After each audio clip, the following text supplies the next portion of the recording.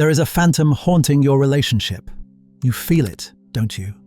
A subtle, gnawing sensation in the pit of your stomach that tells you something is wrong, even when everything looks right on the surface. You feel controlled, but you have no evidence to present in a court of law. You sense a game is being played, but you were never taught the rules. You feel yourself losing ground, losing your frame, losing clarity, yet you cannot pinpoint exactly where the leak is. If you've ever apologized just to restore peace, while knowing you did nothing wrong, this video is not optional for you. Most men walk through life sensing this phantom, but never seeing it.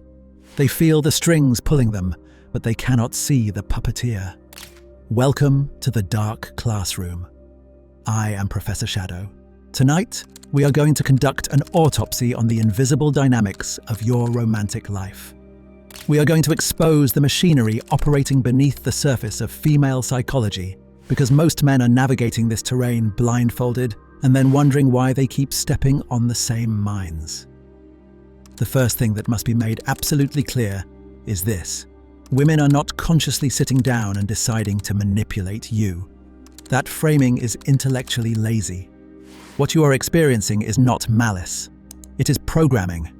Female psychology runs constant background evaluations designed to assess male strength, emotional stability, boundary enforcement, and leadership capacity. These evaluations are biological, not moral. They evolved under survival pressure, not ethical debate. The woman deploying these behaviors often does not realize she is doing so. She is following instinctive imperatives refined over millions of years. But here is the brutal truth most men never confront. These tactics only work on men who are psychologically vulnerable to them. They are heat-seeking systems that lock onto weakness. To understand why you fall for these tactics, you must first understand the battlefield. This leads to the most important realization of my research: the female manipulation matrix. Men fail because they do not understand that there is a fatal difference between a woman who is hot and a woman who is feminine. On one axis is how hot she is. This triggers your lust. On the other axis is how feminine she appears. This triggers your trust. The world is full of attractive women, but they are not the primary danger. The danger lies in femininity as an illusion. When a woman is overt, loud social media presence, artificial appearance, overt sexuality, your guard is up. You may desire her, but you do not trust her. The feminine woman bypasses that defense. She appears soft, shy, loyal, harmless. She wears the costume of innocence. And because of that costume, you lower your guard. You think she is safe. To navigate this, you must visualize the terrain. The matrix is divided into distinct zones of engagement. First, we have the baseline, the 5 by 5. 5 hot, 5 feminine. This is the zone of reciprocation. If you act like a man, if you lead, plan, and provide, she smiles and follows. She is the most human in her interactions. She creates no illusions. She is transparent. This is a safe zone for operation, but it is rarely where men want to stay. Next, we move up to the battleground, the 7 by 7. Your nurses, hygienists, the girl with 2,000 followers. She knows she is attractive, but she lacks the God complex. She operates on fair game rules.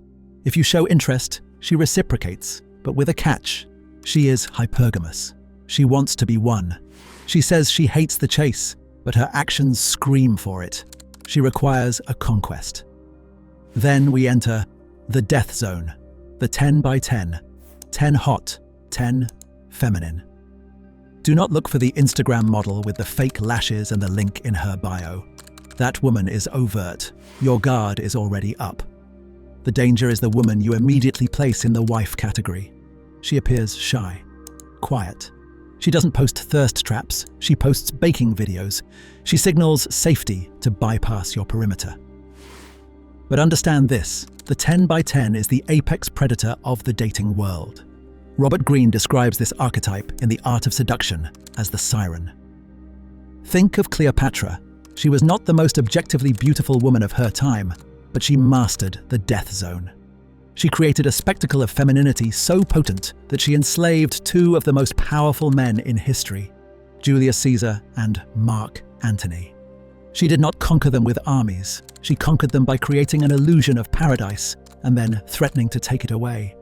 She kept Mark Antony, a hardened general, in a state of constant emotional chaos until he abandoned his empire just to remain in her orbit.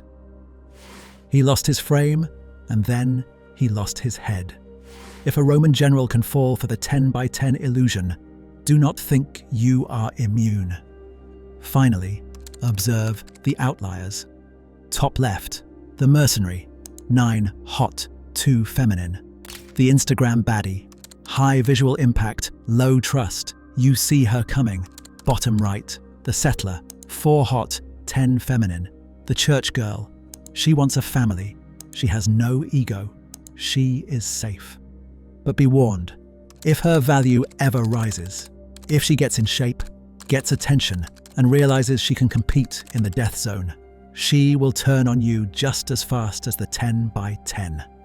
Once you are inside the death zone, you give her leverage she did not have to fight for. And once she has that leverage, the tests begin. The first mechanism you encounter is the vacuum protocol, emotional withdrawal. One day the relationship feels normal, cooperative, stable. Then, without warning, the emotional temperature drops. Replies shorten. Warmth disappears. Availability decreases. There is no explanation and no identifiable conflict. Your nervous system reacts instantly. Your amygdala interprets the withdrawal as a threat to attachment. You begin replaying conversations, scanning for mistakes, assuming responsibility for a problem you cannot define. You apologize for things you did not do. You try to restore equilibrium. History gives us the perfect autopsy of this failure in Napoleon Bonaparte. On the battlefield, he was the god of war. He redrew the map of Europe with iron will. But in his letters to Josephine, he was a pathetic, whimpering child. Why? Because while he was conquering Italy, she was utilizing the vacuum protocol. She didn't write back. She stayed in Paris. She withdrew. And the most powerful man in the world was brought to his knees not by a cannon, but by silence. He chased her withdrawal, and she lost all respect for him, taking lovers while he begged for crumbs of affection. What Napoleon did not understand is that this withdrawal is not punishment. It is measurement. Her subconscious is observing how destabilized you become when her attention is removed. She is asking a single question. Does his emotional stability depend on me? The more urgently you chase, the more clearly you answer that question in the wrong direction. From that moment forward, the power dynamic shifts. Not because you cared, but because you collapsed. Closely following withdrawal is the Trojan mirror, or false compatibility. Early on, alignment feels uncanny. She shares your interests, validates your ambitions, mirrors your values, and expresses enthusiasm for the same future. You believe you have found someone who understands you completely. This is not coincidence. It is adaptation. During the bonding phase, female psychology unconsciously mirrors what you want in order to secure attachment. Once attachment is secured, the mirror fades. Interests diverge. Priorities shift. Enthusiasm decreases. You feel betrayed and confused. You think she changed. She didn't. The adaptation ended.